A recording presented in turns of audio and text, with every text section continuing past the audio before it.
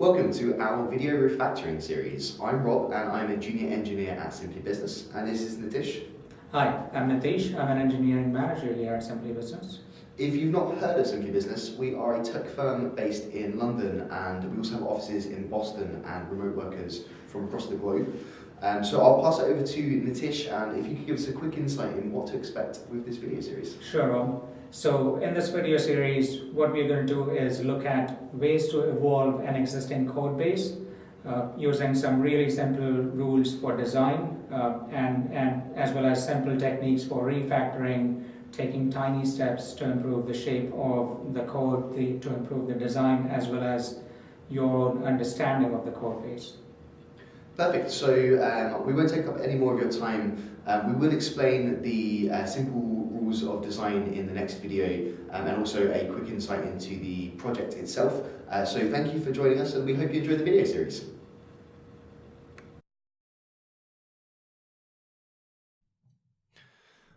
Okay, cool. So welcome to the recording. We are going to spend some time talking about the actual project, and we're going to be working with this project in the future as well. So we'll be doing some refactoring today on a certain part of the code base, but in the future we will be revisiting to do more. And then also we're going to quickly talk around the 4 design principles. So I'll pass you over to Nitish, and Nitish, if you'd like to give us an introduction to the code base that we'll be working with. Yeah, absolutely. So yeah, the code base we're going to work on is this project called Gobi. So it's an open source command line based role-playing game. I don't think it's a very actively maintained code base, but this is something I came across when looking for a real world example of, a small to moderate sized project that we could use as a basis for applying and demonstrating some refactoring techniques. So how I came across this was looking for beginner-friendly open source projects. So I came across this repository called Awesome for Beginners, which, as the name says, is essentially a repository of projects in various languages, various platforms that are good for beginners to start contributing. In this case, our intent is not necessarily to contribute, but use something for demonstration and learning and practicing of refactoring techniques and related principles. Okay, so we've got an open source project. It's a real project. It's out there. It's live. You could run it, and it would be executable. So that's the kind of bigger picture. In terms of the actual project itself, what would somebody be using this project for? Yeah, so this project is a command line based role playing game. So I've actually not even tried it out in reality. Well, I tried it for just a brief while to check out what it does. But basically, it's a very simple command line based game for where you are essentially a player who could be engaged in a battle. And you can see some of the project structure here, which I'll go into. I'll provide a better overview of. But really, yeah, you're a player. You'll be engaged in a battle with another player. So you have, strength and weapons and things like that. So quite a simple game. I won't really go into a lot of details of it really, because again, even I haven't really played it as such. But I thought it's a good code base to just again look at and demonstrate concepts. Yeah. Perfect. So no need to know a massive amount about the project, and we'll be talking through the specific parts as we refactor. In fact, part of what we'll be doing as we refactor is understanding the code. And I'll steal one of Nitish's phrases, which is that we will comprehend through refactoring. Is that correct? Absolutely, yeah. Yeah, perfect. So we'll go through that as we start off. But before we dive into the code, as promised, if you could give us a quick insight into the 4 simple design principles. Yep. So I think one of the underlying themes for our series would be to use what's called the 4 rules of simple design. So these are rules coined by Kent Beck, the father of extreme programming and a lot of other things, including the XUnit test frameworks and so on. So most people would, I think, be familiar with them. So these are also known sometimes as XP simplicity rules because they were, again, coined by Ken Beck in the context of extreme programming and such. But here you can see on the screen what those 4 rules are. So first of all, it needs to pass all the tests, which I think in this day and age is pretty much a given. So I think most of the times I won't even refer back to it. And even if I do, it'll only be in passing. Because, it's just basic, a too basic provision, really. The other one is reveals intent. So the code should be expressive. It should reveal clearly what the intent is.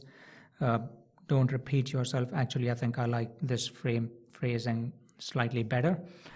So minimizes duplication, reveals its intent, and has fewer classes, modules, or packages. Another way I like to put it somewhat succinctly is minimizes duplication, maximizes expression, and minimizes elements or size. So those are the rules, and I'll just give a brief overview of how this is J.B. Rainsberger. You can visit the blog. I'll provide a reference later, but he does a really good job of explaining how these rules actually play along with each other. So here you can see when you remove duplication, which is rule number 2 we discussed above, new structure emerges in the code base, right?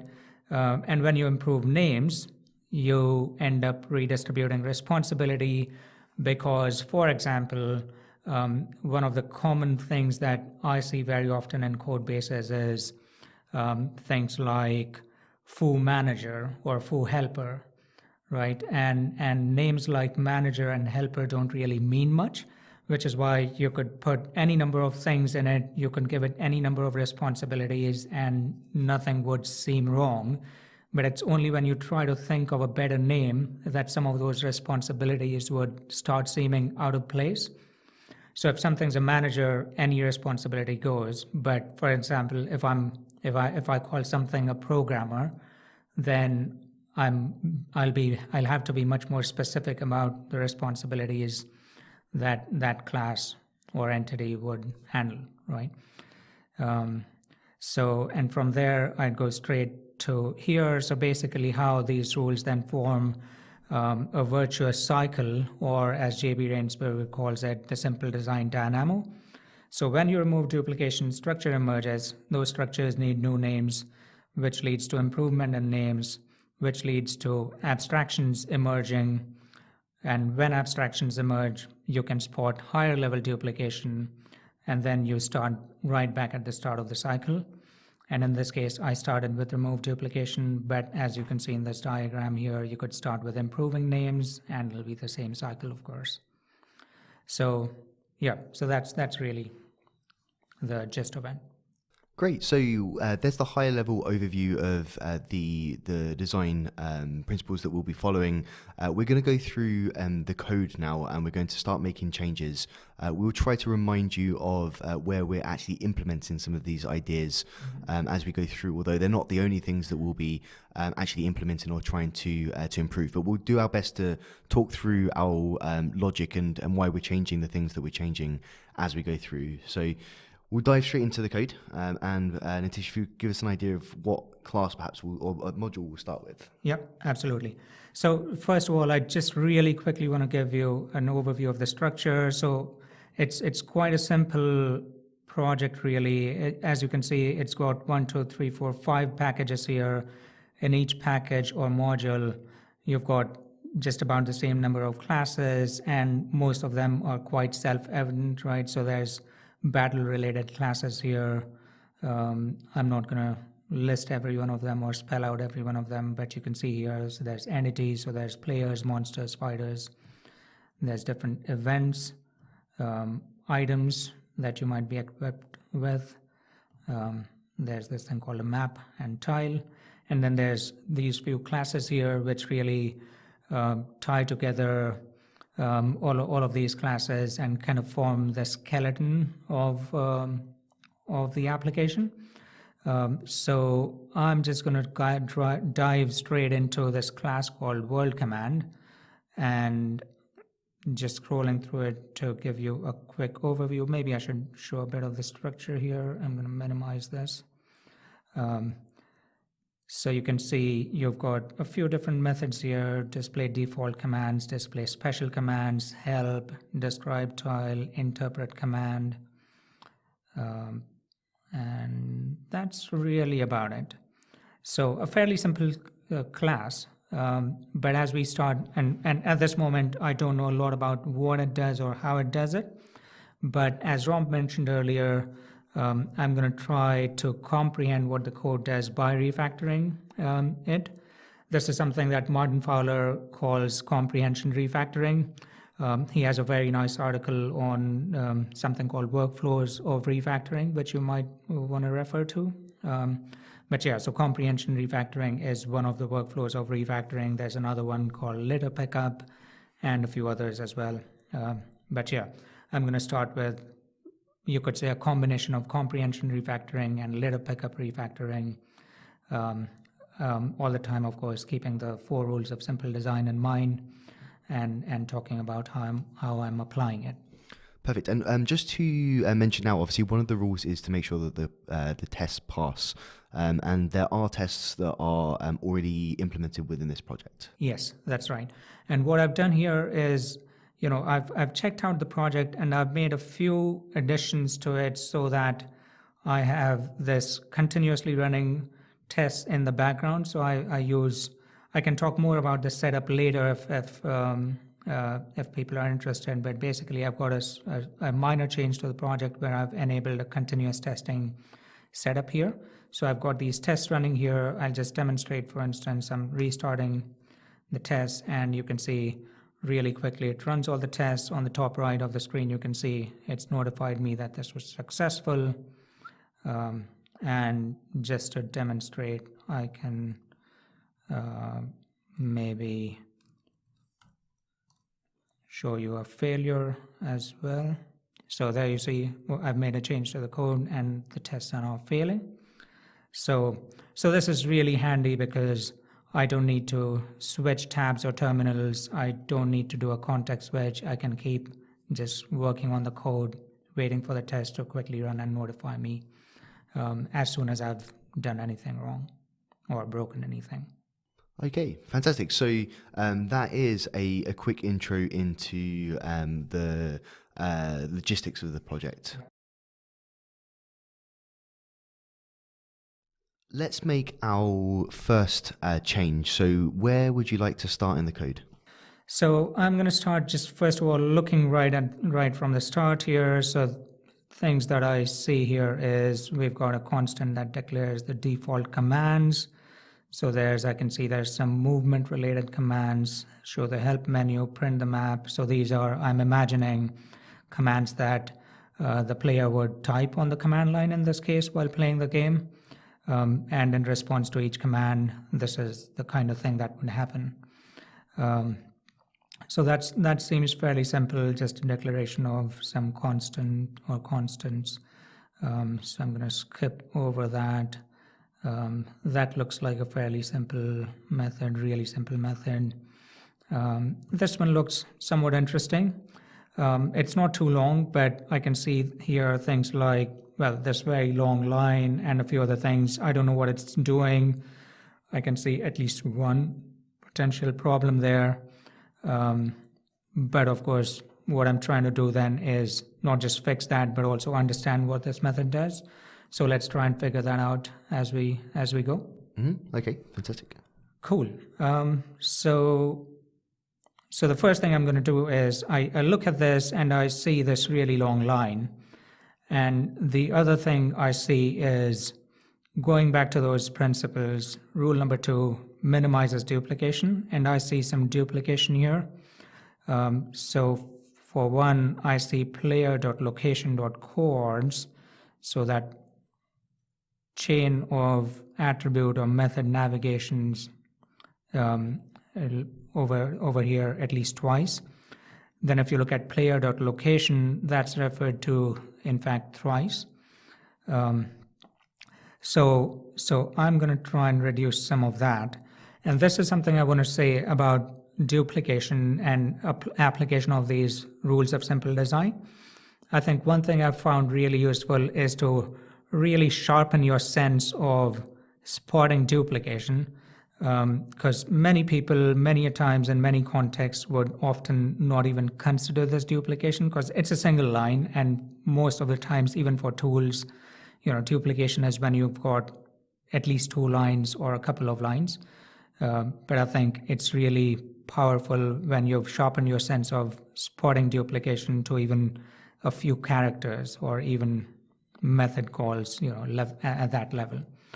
So I'm going to do over here an extract variable refactoring to extract this method call into a variable. So these are, of course, tools that the IDE I'm using, RubyMine here. So RubyMine provides me some basic refactoring capabilities for the code. In this case, I see it hasn't done a great job because normally it would prompt me to check if I want to replace all those method calls with that variable that I've just extracted. In this case, for some reason, it hasn't, so I'm going to do it by hand. I've done it by hand. So the line's a bit shorter now, but I still see this duplication, of course, so I'm going to try and extract that too. So that's chords, and once again, it has failed to spot this other instance of it. So yeah, that's a bit clearer. The tests are still passing, of course. So now that allows me to comprehend this line a little bit better. So let's see what's happening there. So we've got location, we've got chords, which is, well, presumably the coordinates of the location. And then events is location.map. So the location has a map, which has some tiles. And I'm looking for the tile at those coordinates. And then each tile or that particular tile then seems to have events.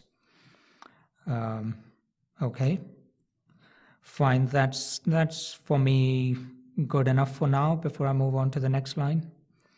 So let's see here. Well, the IDE is suggesting something to me, so I'm just going to check what it's suggesting. Convert statement to modifier. I'm going to ignore it for now. So let's see. So this conditional says if events.nonempty and events.any visible, then print something. We'll get to that later. But one thing I'm noticing here is if you're doing events.any, the check for events.nonempty seems redundant, because if it's non-empty, then events.any would return false anyway.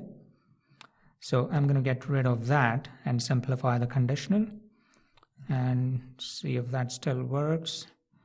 Apparently it does. We're putting quite a lot of trust in these tests.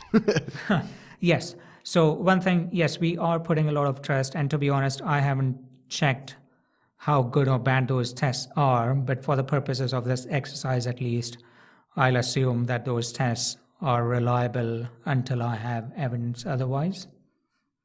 Or I have reason to believe otherwise. So for now, I'm just going to keep my flow here. And at least in this case, we're going to try and make those changes, of course, keep those changes small enough that we have some confidence in following the change, in addition to the confidence given by those tests as well, really. So in this case, again, the change that we made seems fairly safe and simple to me, just based on the knowledge of the enumerable and how that works. So that seems like a bit of simplification. I'm going to get rid of this line simply because I want to, it was a break in the pattern, and I want to also be able to see as much of the code as I can on my screen. So I'm not just bogged in lost in the details, but I also have a bit of overview of the surroundings, really. So that's that. The next thing I see here is, well, the IDE is again suggesting something here, so I'm going to look at that. Well, in this case, I know that's an incorrect suggestion, so I'm just going to ignore that. But the other thing I notice here is I see an each with object, and from experience, I know that each with object is very often used as an imperative way of doing things that can often be done in a more functional way. And looking at this code more carefully, that is exactly what I seem to find here. So essentially what this code is doing is it's looping over the events, and for each event, it's adding it to a commands collection or array, which is the initialized part here, right? So it's pushing each command into the commands array if the event is visible. So let's see if we can convert this to a more functional style, which hopefully will also be more terse, more succinct. So for that, the first thing I'd have to do is check for visible. So what if I move this check or transform this check from something inside the each to a select here, and I think, right, so if I do a select for visible, if there aren't any visible, we won't go into that loop anyway. So that's a condition. So I'll have to do a select really for now, at least. No. Hang on. Events equals, I'm going to have to filter it over here, dot select visible. So now so this should work. Yep. So what we did was took the condition inside the loop, so to speak, the implicit loop of each with object, and translated that into an explicit filtering of the events collection. And now I can quite easily transform this into, so now I've got no conditional, and I can transform the each with object into a map. So I'm going to go map, and then I don't have an accumulator anymore. And this is gonna, and so I don't even need the commands variable, really.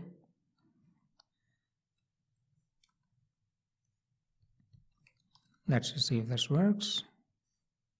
Still works. So this style of really small changes and then checking whether the test passes just a bit of a guarantee that we're not making any breaking changes, but it's allowing us to quite quickly make some very useful changes without. We could walk away from this. We could commit this, and it's already better than what it was before. But we can also keep going and continue improving. But we've always got that reliance that the tests are passing, and we're slowly making it better as we go on. Yep. And you touched upon a very interesting point, Rob. I think one of the things I'd like to mention here at this point is Ward Cunningham's original idea of the debt metaphor. What has been now popularized as technical debt. According to Rob, when he coined that, according to Ward Cunningham, when he coined the metaphor, the idea of technical debt was really, I'd paraphrase it as technical debt equals the delta between the understanding in your head and what's expressed or reflected in the code, and looking at the code, really, I think when you are trying to understand the code, when you try to map the structures in the code into something in your head as you're trying to understand it, it's very useful to put it back into that code, which is what we are doing, right? So there's the idea of comprehension refactoring. So something I did to understand the code, but then as I'm understanding, it'd be a shame if I fail to express that understanding in the code in the best possible manner as well. So we've got two benefits here, right? So the next person, the next reader of this code wouldn't have to figure out the same things that we had to, because we've reflected most of that back into the code. So just gonna do a few more simplifications here, and the IDE is quite helpful for that. So yeah, just need that, didn't need that syntax over there, and we are still fine, right? So all we are doing is mapping the events to commands, joining them with a comma and whatever else here. So I think the code is already a bit simpler, well, a fair amount simpler. I'd like to simplify this bit over here as well, because I see first there's a check for visible, and then there's a select on visible, and you could also think of this as duplication here, really, right? So checking for presence of or selecting for visible elements. So I think this seems like this can be then transformed into something like that line here. Well, actually, yeah. So if I do a select first, then I could go if events has any, and still seems to work.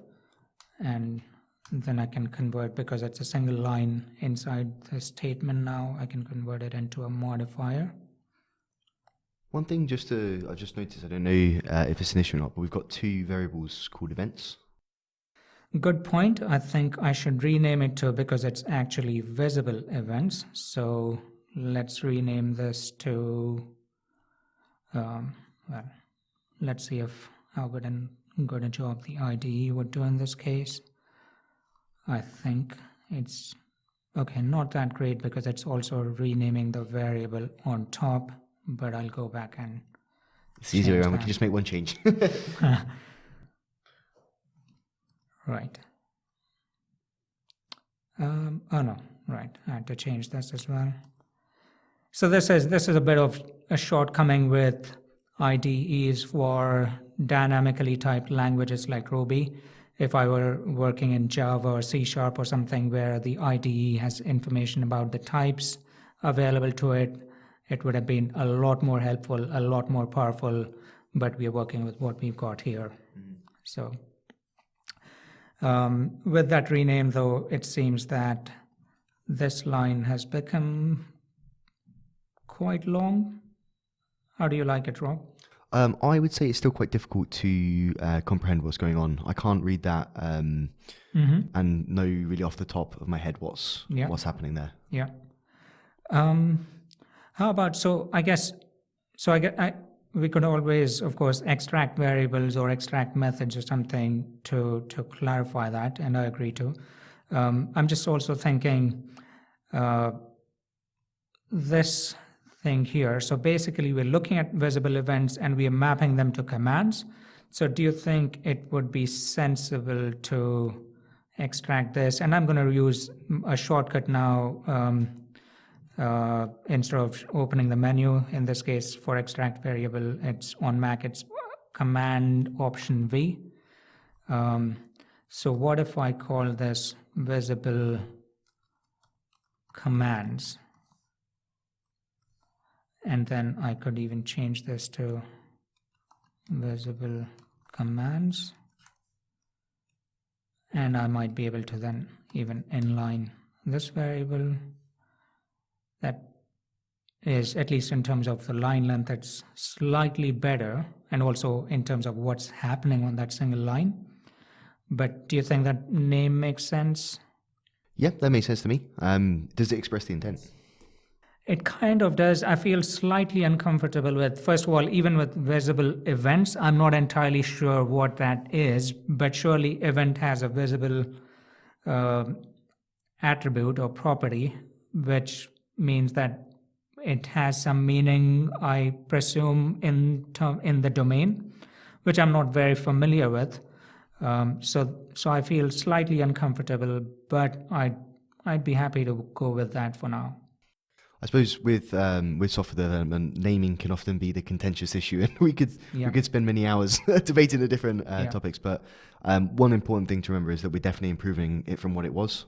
So from my perspective, it definitely reveals the intent more than it was before this. Yep, agree. So I think just in this one method, it seems to me that we've already applied and demonstrated all the rules of simple design that we mentioned earlier. So let's see, passes all the tests. It's been passing all the time, or almost all the time. It is currently passing. So that's one. Minimizes duplication. So with these variables, for instance, I think we've done two things at once: minimize duplication and also reveal intent better. What was the last one? Right, minimizes size, right? So I think if you look at the version just before this, we had another variable called visible events here, and I decided that it wasn't really expressing a lot more than this method call here reveals. So which is why I thought it wasn't necessary. Of course, some people, these are minor matters of preferences. Some might prefer that variable for more clarity. I don't really care because I think this is a fair trade-off. So yeah, in my view, I've minimized the size over here as well in terms of the variables so far. Of course, minimizing size in general means it could mean variables, methods, classes, packages, or any other constructs really, number of parameters, things like that. Yeah, fantastic. So an excellent summary as well. It's amazing how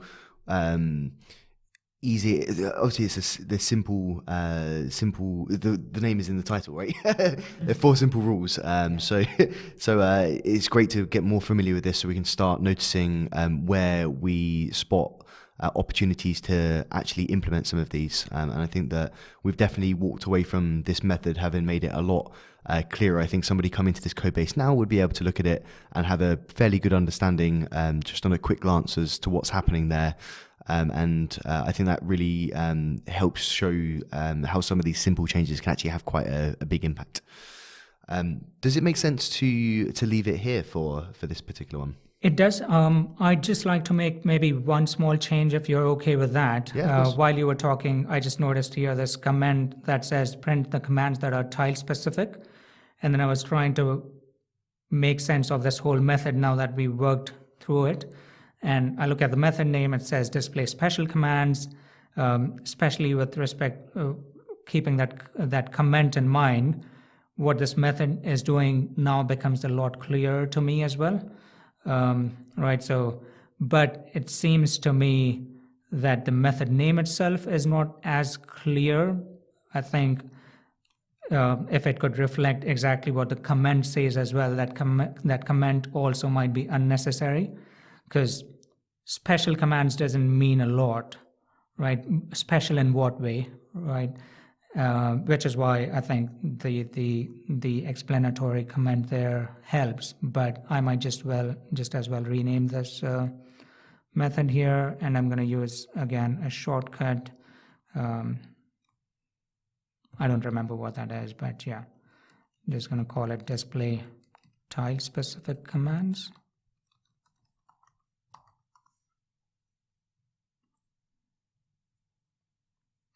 And that is going to then change. Cross our fingers on this test. And there we go, pass. Perfect. Cool. Yeah, that's about it. All right, perfect. So obviously we've covered quite a lot in this video and only affected a small amount of the code. Some of the time has been taken up explaining some of the concepts, but it's definitely an example of where we've been able to apply these principles and to make a positive impact on the code, walk away having done a good refactor. So we will revisit this code in the future where we'll get an opportunity to apply these rules again more. So if this is something that you enjoyed, please do join us in the future to cement in some of these ideas, and also for us to give you more examples of where they're applicable. But in the meantime, thank you, Nitish, for running through that, and we look forward to hearing you back. Thanks a lot, Rob. Really enjoyed sharing this and doing this exercise along with you. Thank you for joining us for this refactoring video series. So we'll be back with more episodes where we'll be revisiting the code base. So please feel free to come back, and if you like the video, feel free to like it. If you have any comments for us or any questions, please feel free to pop a comment in the comments box. And of course, if you enjoyed, feel free to share and subscribe to the channel. Thank you.